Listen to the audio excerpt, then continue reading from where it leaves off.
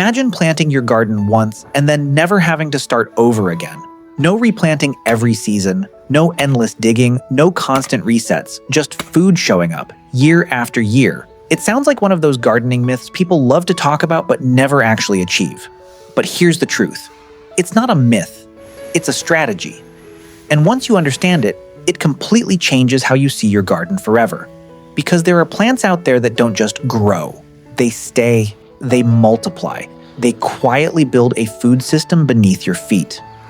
And today, I'm going to show you 12 of the most powerful perennial crops that can turn your garden into something very different. Not just a place you plant, but a place that produces. Automatically. Season after season. Some of these plants are well known. Others almost no one talks about. And the one at number 1, it's so forgotten, so underrated, that once you see it, you'll wonder why it isn't everywhere.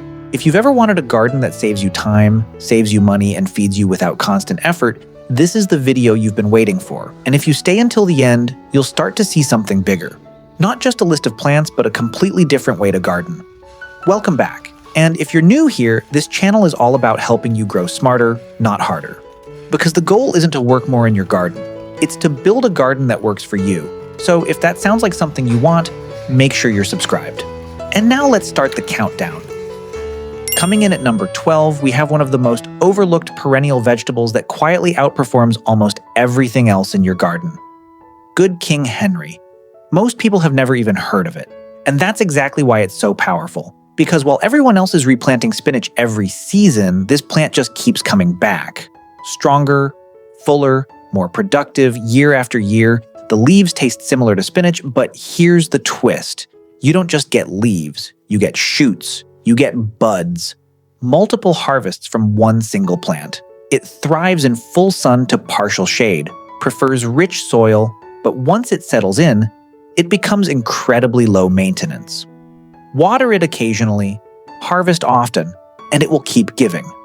Quietly, consistently, almost like it's working in the background of your garden. So here's something to think about. Would you rather replant greens every few months or plant them once and be done? At number 11, we're stepping into something that feels almost unfair once you start growing it. Lovage. This isn't just an herb. It's a replacement system. Imagine something that tastes like celery, grows taller than you, and comes back every year without asking for much in return. That's lovage. Once it's in your garden, it becomes a permanent flavor source. Soups, stews, stocks. Everything gets deeper, richer, more complex. And here's the part most people don't expect. One plant is usually enough. It thrives in sun, tolerates shade, and once established, it barely needs attention. It just grows, bigger each year. So let me ask you, would you rather manage multiple herbs or grow one that quietly replaces them all? Coming in at number 10 is where things start to get interesting. Because this plant breaks a rule most gardeners don't even question: tree collards. We're all used to kale being an annual. Plant it, harvest it, lose it, repeat. But tree collards don't play by those rules. They grow into a living structure, a plant that keeps producing leaves for years, not months, years. And the more you harvest, the more it grows. It thrives in full sun, needs well-drained soil, and once established, becomes one of the most reliable greens you can have. Imagine walking outside and picking fresh greens not just this season, but next year and the year after that. So here's the real question. How many plants are you growing right now that don't have to be replanted? At number 9, we shift into something that blends nutrition, resilience, and long-term payoff. Goji berry. You've probably seen them dried in stores. But growing them? That's a different story. Because once established, this shrub becomes a steady source of nutrient-dense berries every single year. It tolerates poor soil. It handles drought better than most fruits. And here's the secret. The more you prune it, the more it produces. It's one of those plants that rewards interaction. The more you engage with it, the more it gives back. Fresh, dried, blended, it fits into everything. So think about this. Would you grow something for its health benefits or for the fact that it never stops producing? Coming in at number 8 is something that almost doesn't feel like a crop once you understand how it behaves. Strawberries. Because strawberries don't just grow, they spread. They send out runners, they create copies of themselves. And before you realize it, one plant becomes 5. 5 becomes 20. And suddenly your garden is producing fruit in places you never even planted. They love sun, need decent drainage, and once they're happy, they start multiplying. And here's where it gets interesting. You can control them or you can let them take over. Either way, you win. So let me ask you, would you keep your garden neat and controlled or let nature expand your harvest for you? At number 7, we're talking about abundance in its purest form. Raspberry. This is one of those plants that doesn't just give you a harvest, it increases it. Every year, new canes grow, old ones fruit, and your yield keeps climbing. Bowl after bowl of fruit, season after season. They need sun, a bit of structure, and occasional pruning. But here's the powerful part. Once they're established, they become predictable, reliable, almost automatic, and if you understand how to prune them correctly, you can actually influence when they fruit. So here's something to think about. Would you rather have a one-time harvest or something that grows with you? Coming in at number 6 is where resilience meets productivity. Sea kale. This plant thrives where others struggle. Poor soil, harsh conditions, coastal environments, places where most crops fail. And yet, it produces. Leaves, shoots, flower buds, all edible, all reliable.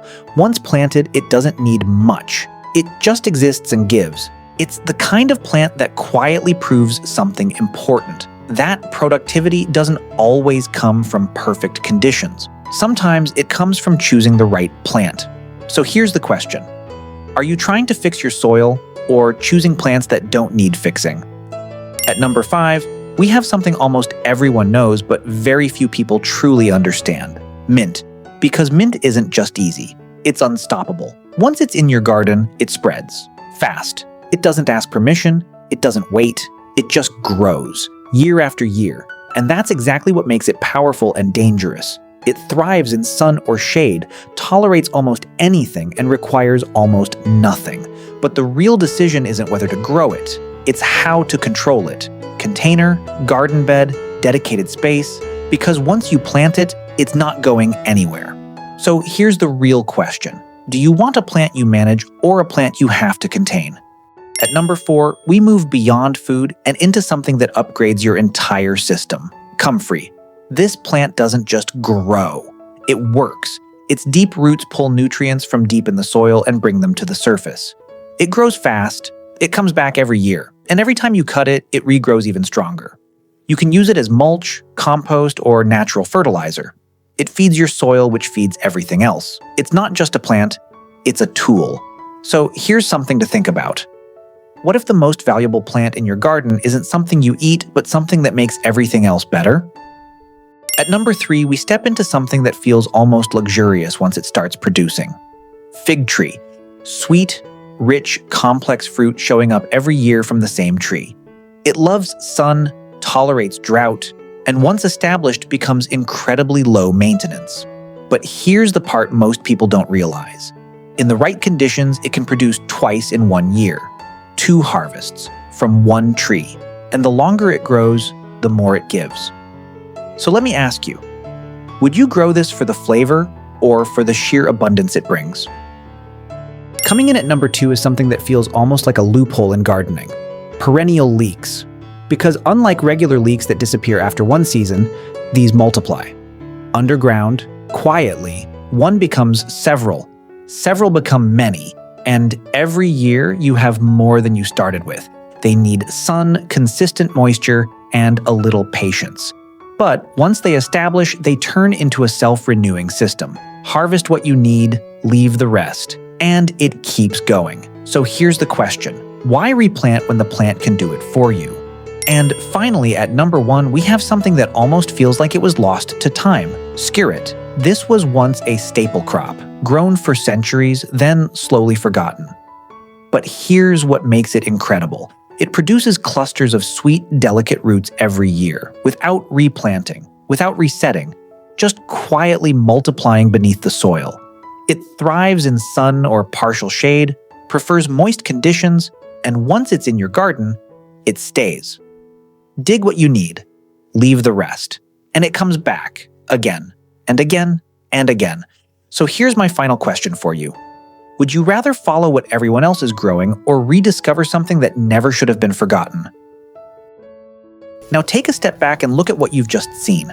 These aren't just plants. This is a system, a way to build a garden that doesn't rely on constant effort, a garden that grows with you, that improves over time, that produces more the longer it exists. Rhubarb, artichokes, berries, greens, roots all working together, not just for one season, but for years. And that's the shift. The moment you stop thinking in seasons and start thinking in systems. Plant once, harvest forever.